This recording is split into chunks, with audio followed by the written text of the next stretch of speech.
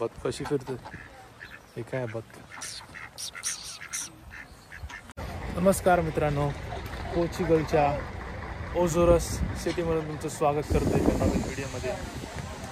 तर आज मी आहे ओझोरसमध्ये आणि ओझोरसचं मेन सोर्स ऑफ इन्कम जे आहे ते आहे फार्मिंग. आणि माझ्या काकी तुम्ही बघू शकता सुंदर अशी सिटी आहे आणि समोरचा व्ह्यू पण मी तुम्हाला दाखवणार आहे. Let's go. तर ह्या व्ह्यू पॉईंटचा मॅप आहे माझ्या समोर. आता हा व्ह्यू बघण्यासाठी इतके टुरिस्ट इकडे आलेले आहेत. फार्मिंग जरी यांचा मेन सोर्स ऑफ इन्कम असलं तरी टुरिझम ऑलमोस्ट 50% त्यांच्या इकॉनॉमीला सपोर्ट करते. तर US आणि युरोपच्या मध्ये जे ओशन आहे तिकडे तुम्हाला भेटेल ओझोरस. ओझोरस हे एक वोल्कॅनिक इरप्शनमुळे फॉर्म झालेलं आयलँड आहे. तर ही छोटी छोटी आयलँड आहेत आणि याचं पॉप्युलेशन आहे 1 लाख 1.5 लाख काहीतरी पॉप्युलेशन आहे आयलँडचं. 30,000 लोकांसाठी एक हॉस्पिटल आहे, म्हणजे हा लॉ आहे पोर्चुगलचा. तर इकडे पण सेम आहे, 30,000 लोकांसाठी एक हॉस्पिटल. तर हा लेक समोर जो तुम्ही पाहताय तो आहे ग्रीन लेक. आणि ग्रीन लेकची पण एक स्टोरी आहे जी मी पुढे तुम्हाला व्हिडिओमध्ये नक्की सांगेल. आता माझ्या पाठीची तुम्ही बघू शकतात ती पोर्चुगलची पोर्चुगलची सगळ्यात जुनी बिल्डिंग आहे इकडे. आणि ह्या बिल्डिंगची स्टोरी मी तुम्हाला पुढे सांगणार आहे. मित्रांनो, इकडे एक स्टोरी आहे की एक राजा होता, त्याची एक मुलगी होती, तिला प्रेम झालं एका सामान्य गाय चरवतो त्याच्याबरोबर.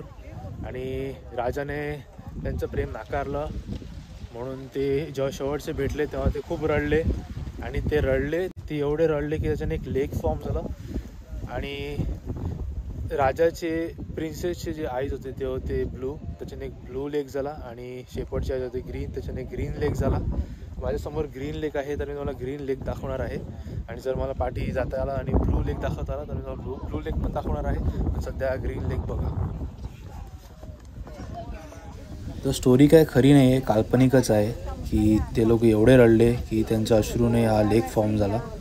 पण ही स्टोरी ऐकून आणि हे लेक्स बघण्यासाठी अनेक टुरिस्ट येतात आणि त्याच्याने त्यांची इकॉनॉमी बूस्ट होते, देशामध्ये पैसे येतात, ते इम्पॉर्टंट आहे. आणि परत एकदा तुम्हाला दाखवतो ही पोर्चुगलची सगळ्यात जुनी ओझोरसची सगळ्यात पहिली बिल्डिंग आहे. जेव्हा तो व्हॉल्कॅनो इरप्शन झालेला आणि त्याच्यानंतर जेव्हा इकडे लोक राहायला आले तेव्हा सगळ्यात जुनी बिल्डिंग आहे. आता माझ्या पाठीचा तुम्ही रस्ता बघताय, तो रस्ता आहे इकडे जाण्यासाठी.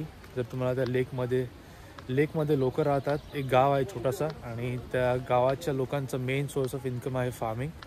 तर हा रस्ता आहे, हा रस्ता खाली जातो आणि हा रस्ता जातो त्या गावामध्ये. तर इकडून अप्रॉक्सिमेटली चालत जायला लागते 1 तास. मी खाली जाणार नाही आहे पण तुम्हाला परत दाखवतो. इकडून असं गेलं खाली जातात तिकडे आणि तिकडून खाली जायचं आणि तो तिकडे गाव आहे, तो सर्व गाव आहे. तर ह्या गावात जाण्यासाठी हा रस्ता आहे. आणि ह्या गावाचं पॉप्युलेशन आहे अप्रॉक्सिमेटली 1200. आणि सगळ्यांचं मेन सोर्स ऑफ इन्कम आहे फार्मिंग. वॉलपेपर हे वॉलपेपर सारखं वाटते पण हे खरं आहे, एकदम रिअलिस्टिक वाटते.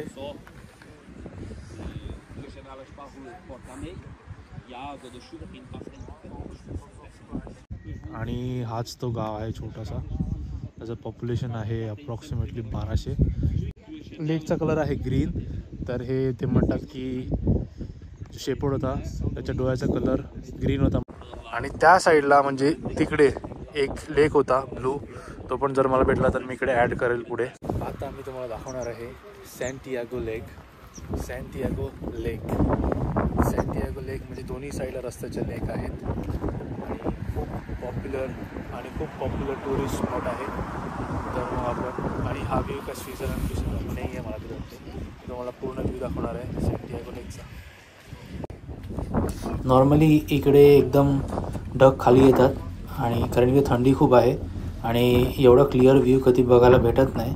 पण मी लकी होता की मला आज एकदम क्लिअर व्ह्यू बघायला भेटला लेकचा, कारण एकदम फॉगी असते. आणि हे आयलँड मधल्यामध्ये आहे, म्हणजे लोक युरोप आणि अमेरिका आणि साऊथ अमेरिका इकडून येतात ह्या आयलँडवरती फिरायला.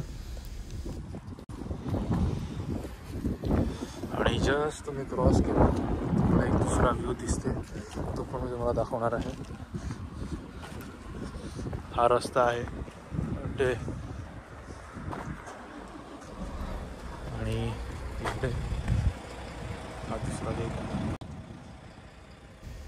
तर तुम्ही इंडियातून जर निघून इकडे आले फिरण्यासाठी आयलँडवर, फ्लाईटचा आणि राहण्याचा खर्च अप्रॉक्सिमेटली पर पर्सन 6 ते 7 लाख रुपये येईल. आणि तुम्ही फ्रीमध्ये बघतात तर चॅनलला लाईक शेअर सबस्क्राईब नक्की करा.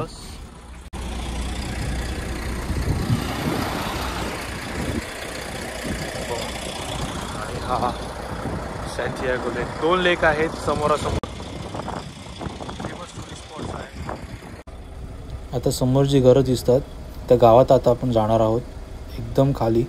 तर चला मग. आता आपण डोंगरावरून जी घरं बघितली, डोंगरावरून जी छोटी छोटी घरं दिसत होती, तीच ही घरं आहेत माझ्या पाठी.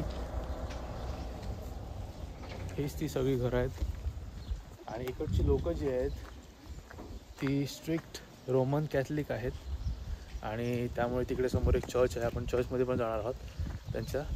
पण इकडची लोकं रोमन कॅथलिक असल्यामुळे मागे जी सगळ्यात जुनी बिल्डिंग बघितली आपण जी जुनी बिल्डिंग आहे सगळ्यात इकडची, ती अगदी ते लोक कसिनो बनवणार होते.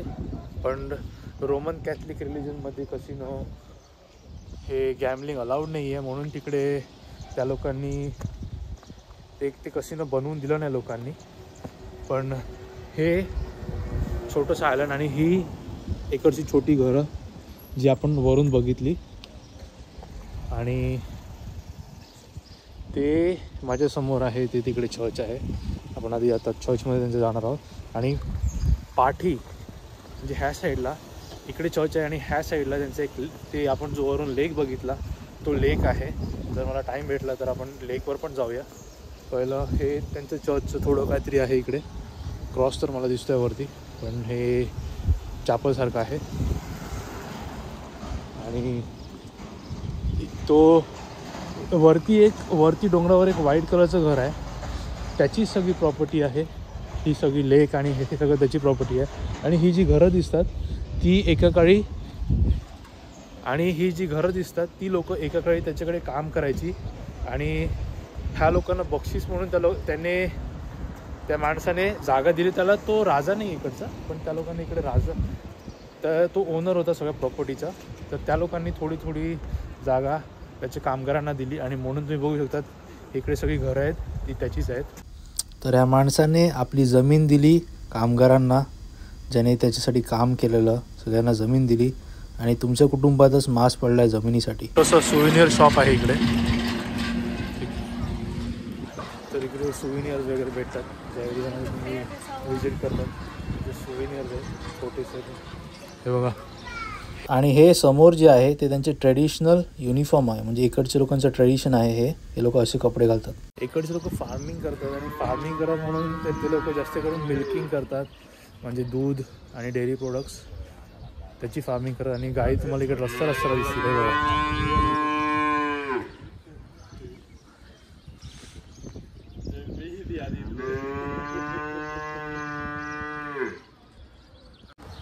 आता आपण जाणार आहोत चर्चमध्ये. तर समोरच तुमचं चर्च आहे, मी मला चर्च दाखवणार आहे. हा हे त्यांचं चर्च आहे. आणि चर्चच्या समोर असं काहीतरी दिसतंय, म्हणजे हे सगळे डोंगर वगैरे दिसत आहेत. आणि अशी सिनरी आहे चर्चच्या समोर, असे डोंगर आहेत आणि एकदम शांत जागा आहे. आणि आता आपण चर्चमध्ये जाणार आहोत. तर बाहेरचा हा चर्चचा व्ह्यू आहे. छोटंसं चर्च आहे, खूप मोठं नाही आहे, कारण इकडचं पॉप्युलेशन जे आहे ते 1,80,000 आहे. म्हणजे पूर्ण आयलँडचं पॉप्युलेशन आहे 1,80,000. हे शेपड आहे इकडे.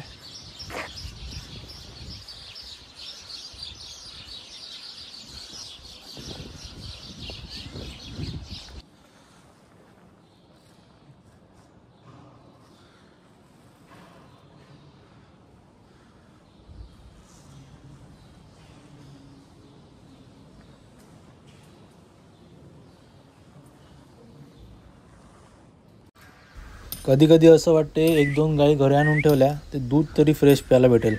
कारण सगळ्या गोष्टीमध्ये आपल्याकडे भेसळच असते.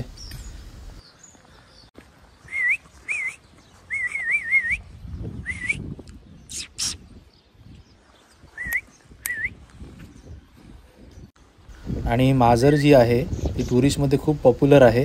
टुरिस्ट चर्चचं कमी फोटो घेतात, माजरीचे जास्त घेतात, कारण ही चर्चचं रक्षण करायलाच बसलेली असते. आपण लेक्स बघितलेले डोंगरावरून. एक लेक होता ग्रीन आणि एक लेक होता ब्लू. प्रिन्सेस होती, तिच्या डोळ्यातले अश्रू. आणि जे ग्रीन होता ते होता शेपर्डच्या डोळ्यातले अश्रू.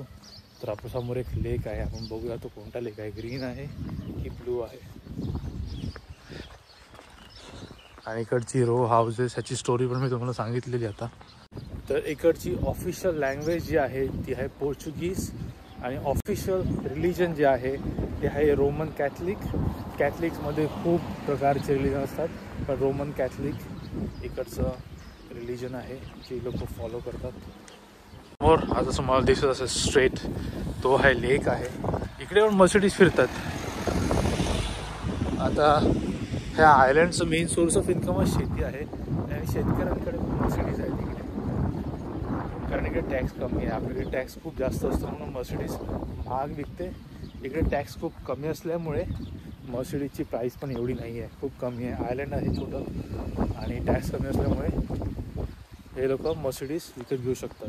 आणि मर्सिडीज हे लोक अशासाठी घेतात कारण जर्मन ब्रँडवरती लोक ट्रस्ट करतात कम्पेअर टू चायनीज किंवा दुसरी कोणती ब्रँड असेल ते. इकडे पण गायी आहेत कारण मेन सोर्स ऑफ इन्कम आहे फार्मिंग. अगदी 30 वर्षापूर्वी इकडे मेन सोर्स ऑफ इन्कम होतं मिल्क, चीज आणि प्रोसेस फूड. जे दुधातून बनते ते सर्व, कड वगैरे. पण आता मेन सोर्स ऑफ इन्कम आहे टुरिझम. आणि माझ्या पाठी पण मी बघू शकतो टुरिस्टच्या बस येत आहेत. ही बस येते, अनेक टुरिस्ट समोर आहेत, लेक बघण्यासाठी आलेले आहेत. आणि मी पण चाललो आहे लेक बघण्यासाठी. तर इकडे यांचं मेन एंट्री पॉईंटवरच हे आहे. लेक्सबद्दल थोडी इन्फॉर्मेशन दिलेली आहे. हे लेक्स आहेत ते, पण हे सगळं पोर्चुगीजमध्ये असल्यामुळे मला समजत पण नाही आणि मला वाचता पण येत नाही. जर तुम्हाला कळलं असेल ते काय तर नक्की मला सांगा. तर आता आपण लेक्स एकदम जवळ आलेलो आहे. मी तुम्हाला लेकचा व्ह्यू दाखवणार आहे, एंट्री पॉईंट दाखवणार आहे.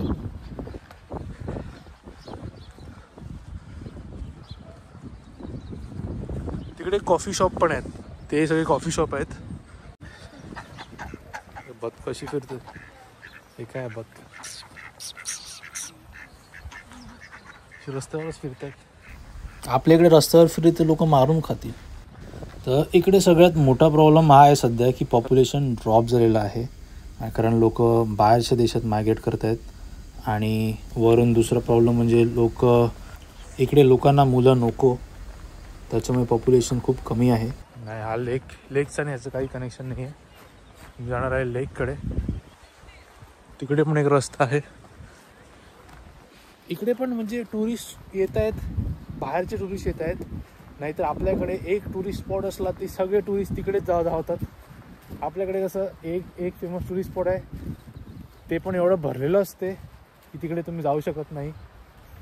तिकडे जर तुम्ही गेले ते उभं राहायला जागा नसते, नीट फोटो काढायला तुम्ही नीट स्वतः उभं राहून फोटो काढू शकत नाही कारण मागे सगळी लोकं असतात. पण इकडे बघा फेमस टुरिस्ट स्पॉट्स आहेत. हा ह्यांचं फेमस टुरिस्ट स्पॉट आहे आणि लोक पण खूप कमी आहेत इकडे, खूप कमी आहेत.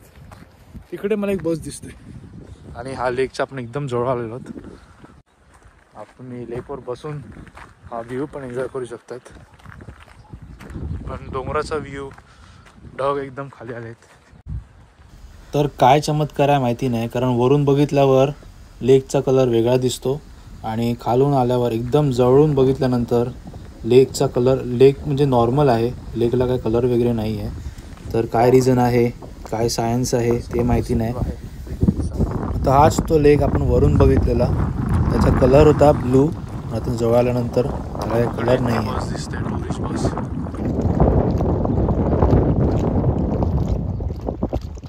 आणि लेक आहे तर नॉर्मल वारा वादळ आणि चारी बाजूने डोंगर असल्यामुळे इकडे थंड वातावरण आहे आणि वारा कंटिन्यू चालू राहते कारण डोंगर आहेत आजूबाजूला.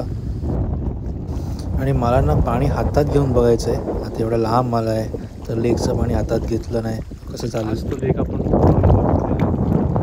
तर पाणी हातात घेऊन बघूया.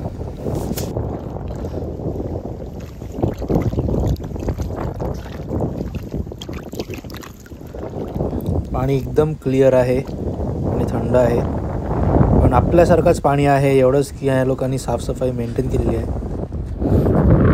तर हाच तो लेक आपण वरून बघितलेला. वरून तुम्हाला थोडा वेगळ्या कलरचा दिसतो आहे, जवळून याला कलर नसेल पण वरून वेगळ्या कलरचा दिसतो. इकडचं टेम्परेचर ऑलवेज कमी असते, नेहमी कमी असते कारण डोंगरावर आहे, डोंगर आजूबाजूला आहेत आणि त्यामुळे थंडी असते. आणि ऑक्टोबर ते एप्रिलपर्यंत इकडे पाऊस असतो म्हणून इकडे जी झाडं आहेत ती हिरवी आहेत, हिरवीगार आहेत, ग्रीन आहेत. आणि दुसरी इम्पॉर्टंट गोष्ट म्हणजे इकडे बोटॅनिकल गार्डन्स खूप आहेत आणि गार्डन्स खूप आहेत म्हणजे इकडे त्यांना पाणी लागते आणि ऑक्टोबर ते एप्रिल पाऊस असतो म्हणून ती एकदम फुलतात झाडे आणि खूप सुंदर दिसतात. मला म्हणायला की इकडची चीज फेमस आहे आणि वाईन फेमस आहे. तर आता माझ्यासमोर एक 5 स्टार हॉटेल आहे, तिथे जाणार आहे चीज आणि वाईन टेस्टिंगसाठी.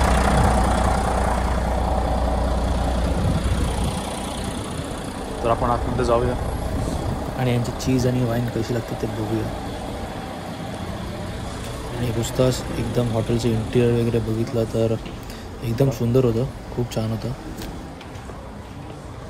ही लॉबी आहे, हे रिसेप्शन आहे आणि हे त्यांचे बार्स वगैरे आहेत. तर प्लेट घेतली आणि जात होतो चीज घेण्यासाठी पण इकडे गर्दी होती म्हणून विचार केला की ह्यांना अगोदर घेऊ द्या आणि नंतर मी खातो. एवढी गर्दी पडली म्हणजे नक्कीच चांगलीच असेल. इकडे फाईन डायनिंग रेस्टॉरंट पण आहे. आणि पहिली मी वाईन टेस्ट केली आणि व्हाईट वाईन एकदम जबरदस्त होती. नंतर चीज, जॅम, ब्रेड एकदम जबरदस्त कारण हे त्यांचं स्वतःचं आहे, तेच ते बनवतात. आता जॅम चीज आणि वाईन टेस्टिंग बाहेर आलो आहे.